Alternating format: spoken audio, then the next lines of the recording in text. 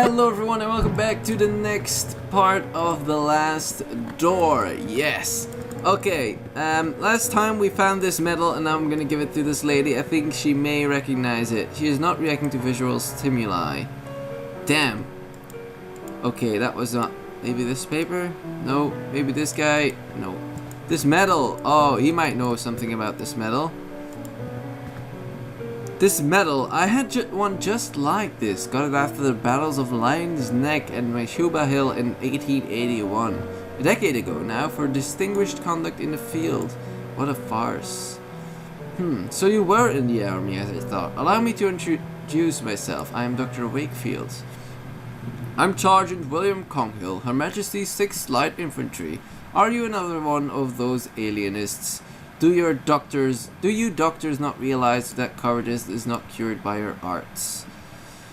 Why are they keeping you here? The doctors say I suffer from something. The true name is cowardice. I am looking for a former patient of this hospital. You may have met him. His name is Alexander Dupre. Yes, I did know a man by that name. We met briefly. He was here when I arrived. What do you know about him? He was a proper lad, educated. He listened very closely to the stories of the other inmates, but he kept his own to himself. I think they got here at the same time as Mrs. Conn, but when he left he did so alone. I wonder what has become of him since. Who is Mrs. Conn? She's a patient here, the lady with a tempestuous character. You may have encountered her already. She has not been the same since Mr. Dupre left. She always sits to the side, alone and silent. I doubt you could talk to her at all, even if you tried. She sees things, or at least thinks she does. What did you talk about, you and Mr. Dupre? We talked about my time in the south of Africa. I don't like to talk about that, but he somehow made me want to. He was persuasive. He was very interested in one specific story, almost obsessive about it. He wanted to know every little detail. Could you tell me that story? I'm trying to find a patient of mine who has gone missing, and this could be my only hope of finding him. I don't like to relive those memories. A missing patient, you say? Why, alright, maybe my story will be of some use then. It happened during the Battle of Meshuba Hill. I'm sure you've heard it, in March of 81. The attack of the Boer army had taken us by surprise, and our regiment was forced to split up. We quickly found ourselves alone, just a few men lost in the barren plain. But I don't want to bore you. Oh, you certainly aren't. Please continue. Let's see what this story is all about. As I said, we were few, and we were sure the enemy was lurking out there in the cold air of dusk. A thick fog formed quickly, masking everything around us. We could barely see each other.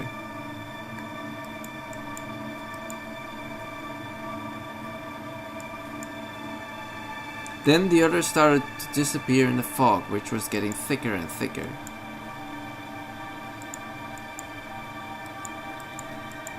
I could still hear their footsteps for a while, then nothing. I called their names aloud, even though I felt something in there, not far, a murmur or a beating, something alive, waiting. I couldn't help walking towards it. Okay. I'm skipping a lot of dialogue, so I'm gonna stop and read the dialogue. All of a sudden, my feet felt something in the mud. A body. They were all there, dead. Only Captain Skid was missing.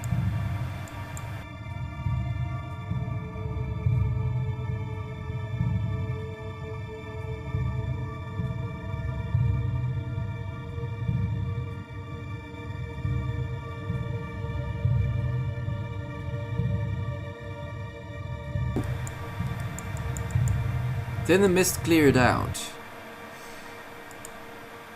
But what had happened? I never knew for certain. I didn't see anything. Or if I did, my mind refused to bear such memories. What happened to Captain Skid? Well, he finally regained consciousness. It was like someone else looked out at us through his eyes. I guess whatever happened affected him, changed him. Now, I know he came back to London. Mr. Dupre asked me of his whereabouts. Maybe he tried to contact him to hear the rest of the story, but he was quite preoccupied by it.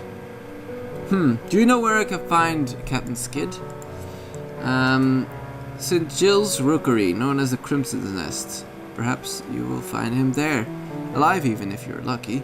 Here, this is a picture of our regiment. You can see him there. Okay. A new place to go. And let's hope there's something interesting right there. St. Gilles. Sort of weird place. Something about criminals. Let's see. Okay. This is the slum of St. Gilles. The Crimson Nest shouldn't be far. Okay.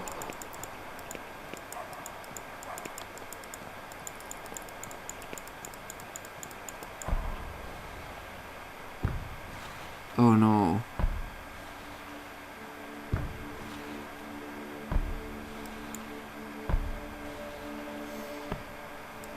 This is not good. This man, he looks like the man from my nightmares. He's blind in one eye, the empty socket glistens in the lamplight. He seems to want something from me. In my dream the man said, "Give me back what he took." He didn't take the piece of metal. He may have taken the cards. This is the paper. No, it's not the paper. This is the photograph. It is the photograph. He doesn't look like anyone on this picture. I doubt it has ever been his. Give me what he took from me, he said in my nightmare.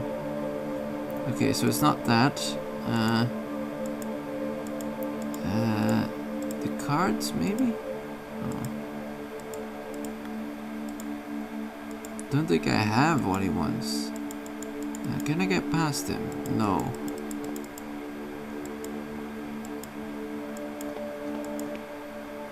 Don't think I have what he wants. I think I need to get in that safe, so I'm gonna look up the code real quick. I'll see you guys when I get that. Okay, so this I can't figure out. I mean, there is no... I mean, these are like 5-digit numbers. I mean, they don't really make any sense. It's slightly burnt on one side, and some of the letters are missing. Do we... Oh, this part is burnt too, the D, and it hasn't sort of faded away. Do we... Burn it all? Burn it! Oh, it does do some... Ah! Ah, this makes sense.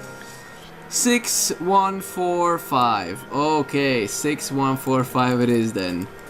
Okay, that was quite easy. Okay.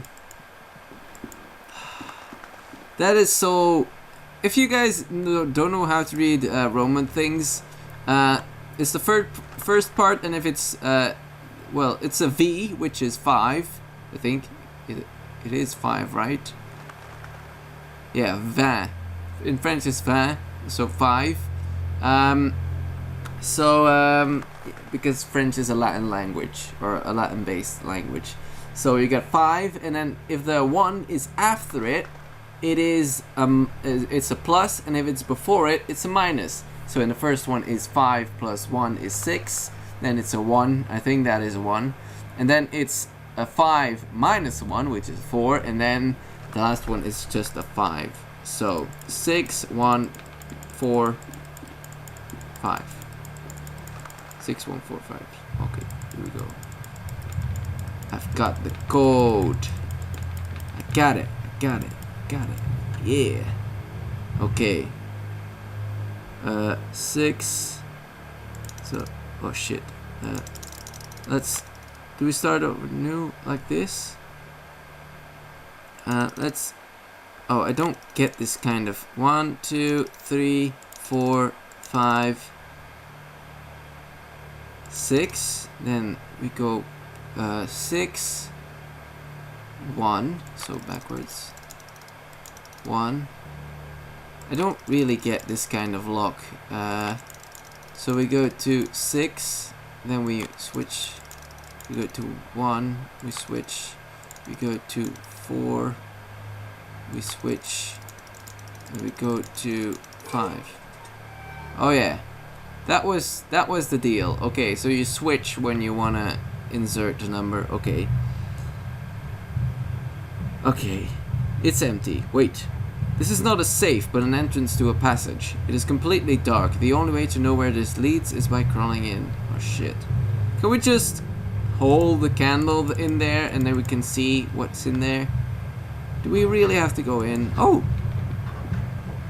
What machinery is this? And why is it still running? A mathematic formula, written fast and carelessly. Some of these symbols I have never seen before. Yeah, well, you can make up your own symbols if you really want. A strange machine built out of wood, steel, and glass. I wonder what its function could be. What is this?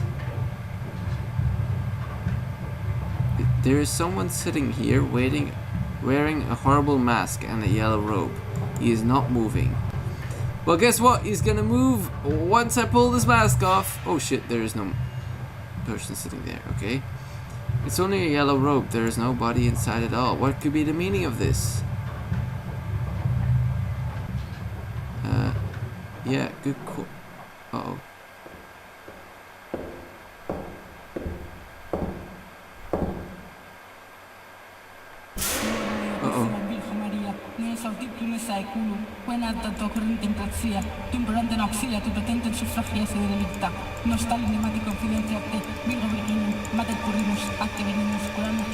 What do I do here? What do I do here? Do I put on the mask? Do I put on the robe? Do I show her the photograph?